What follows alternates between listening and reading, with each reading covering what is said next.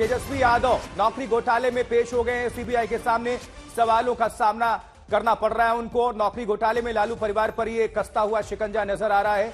एक तरफ सीबीआई, दूसरी तरफ ईडी। तेजस्वी यादव से सीबीआई की पूछताछ जारी है इस वक्त। थोड़ी देर पहले, लगभग 15-20 मिनट पहले वो पहुंच चुके हैं और अभी इस वक्त सीबीआई मुख्यालय में उनका सामना सीबीआई के अधिकारियों से हो रहा है। दो तस्वीरों को आपके सामने रख रहे हैं। तेजस्वी की सीबीआई में पेशी हो चुकी है और दूसरी तरफ ईडी दफ्तर पहुंची मीसा भारती। तो लालू यादव और उनका पूरा परिवार इस वक्त शिकंजे में है। जहां एजेंसियों की अगर बात करें तो नकेल उनके ऊपर, सवालों का सामना करना पड़ रहा है। एक तरफ तेजस्वी यादव सीबीआई में पेश हुए हैं, सवालों का सामना उनको करना पड़ रहा है। दूसरी तरफ उनकी बहन लालू यादव की बेटी मीसा भारती नौकरी घोटाले मामले में ईडी दफ्तर पहुंच चुकी हैं। देखिए, कई समन भेजा गया था इसके पहले तेजस्वी यादव को, 3 समन, लेकिन वो पेश नहीं हुए थे। स्वास्थ्य कारणों का हवाला दिया था अपने परिवार का और अब वो आखिरकार पेश हुए हैं पहली बार और अब सवालों का सामना उनको करना पड़ेगा। हो सकता है कि आज बहुत लंबे चौड़े सवालों का भी सामना करना पड़े।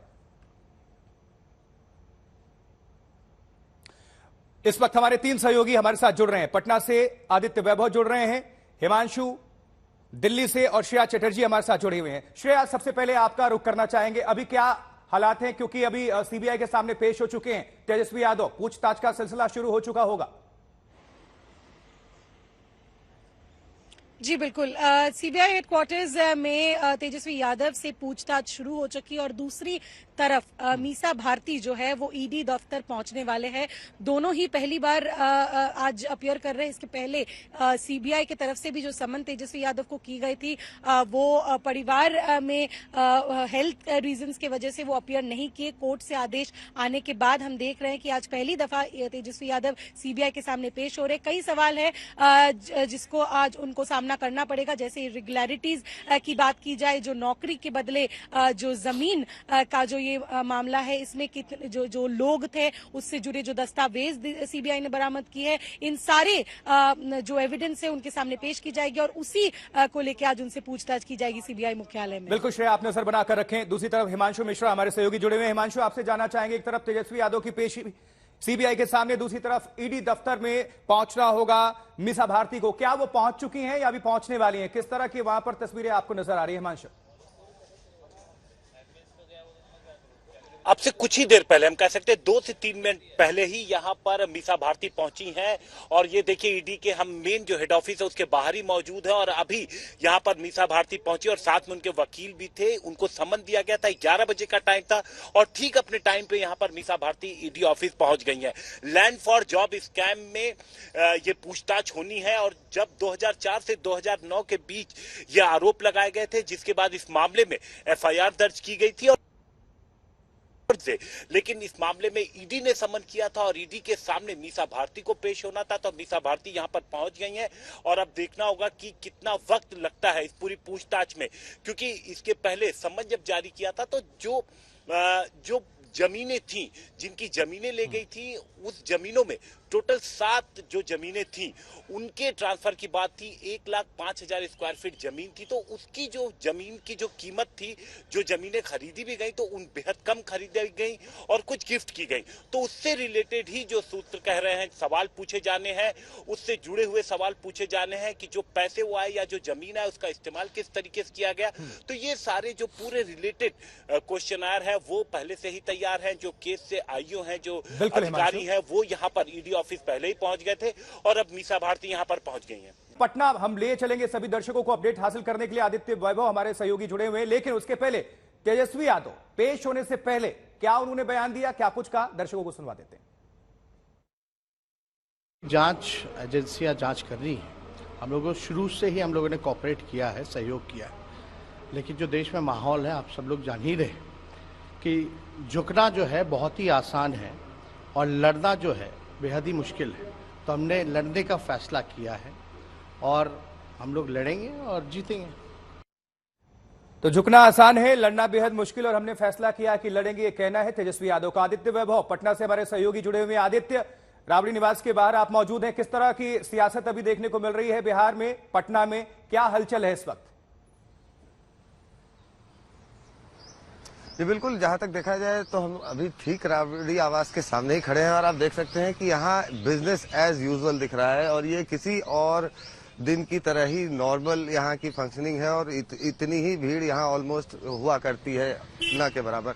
बड़ी बात यह है कि जिस तरह से ये सारी बातें सामने आई और जिस तरह से राहुल गांधी का सबसे पहले कॉन्विक्शन हुआ सूरत के कोर्ट के द्वारा और उसके तुरंत बाद उनका डिस्क्वालिफिकेशन हो गया और जिस तरह से महागठबंधन के नेताओं ने इस पूरी बात का पुरजोर विरोध किया, आप इस बात को समझ सकते हैं कि इस पूरे घटनाक्रम में जदयू कहीं साफ तौर पर सामने नहीं आ रही थी। बड़ी बात यह है कि जब बिहार विधानमंडल का सेशन पूरे दिन का खत्म हो चुका था, उसके बाद जाकर करीब 7:30 बजे के आसपास जदयू के पार्टी अध्यक्ष ललन सिंह ने ट्विटर पर जाकर राहुल गांधी के ऊपर हुए एक्शन की भर्त्सना की थी। तो बड़ी बात यह है कि ठीक है आदित्य, आप नजर बनाकर रखें। निश्चित तौर पर हम देख पा रहे हैं कि सत्ता पक्ष और विपक्ष आमने सामने हैं।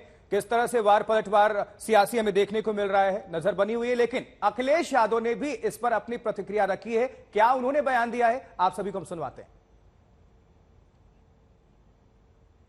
वो विषय बहुत दिनों से चल रहा है और ईडी, सीबीआई, इनकम टैक्स का छापा पड़ना, उनके प्रति या उनके साथ लगातार इन एजेंसियों ने भेदभाव किया है और भेदभाव इसलिए किया जा रहा है कि वो अपमानित महसूस करें। ईडी, सीबीआई, इनकम टैक्स ये लगातार राष्ट्रीय दल, नेशनल पार्टीज कोशिश करती हैं रीजनल पार्टीज को अपमानित करने के लिए, बदनाम करने के लिए। एक जमाने में जब कांग्रेस राष्ट्रीय पार्टी थी तो वो क्षेत्रीय दलों के ऊपर सीबीआई, ईडी और इनकम टैक्स के छापे लगवाती थी। आज बीजेपी है तो वो रास्ता वही है, रास्ता अलग नहीं हुआ है। अब दो प्रमुख बातें थी। अखिलेश यादव कह रहे हैं कि कांग्रेस ने भी उपयोग किया था ईडी, सीबीआई, सबका दुरुपयोग बीजेपी के साथ साथ लपेटा कांग्रेस को भी, और साथ ही यह भी कह दिया कि कांग्रेस को आगे आना चाहिए, क्षेत्रीय दलों को आगे रखना चाहिए, साथ चलना चाहिए। लेकिन इस बीच ये जो तस्वीरें आपको दिखा रहे हैं, जब पेश होने से पहले तेजस्वी यादव अपने काफिले के साथ पहुंचे हुए थे सीबीआई दफ्तर में। इस वक्त उनकी मौजूदगी है जहां सवालों का सामना उनको करना पड़ रहा है। दूसरी तरफ उनकी बहन लालू यादव की बेटी मीसा भारती ईडी दफ्तर पहुंच चुकी हैं। हिमांशु मिश्रा हमारे सहयोगी ज्यादा जानकारी के साथ जुड़े हुए। हिमांशु, इस वक्त मीसा भारती पहुंच चुकी हैं, सवालों का सिलसिला शुरू हो चुका होगा, पूछताछ शुरू हो गई।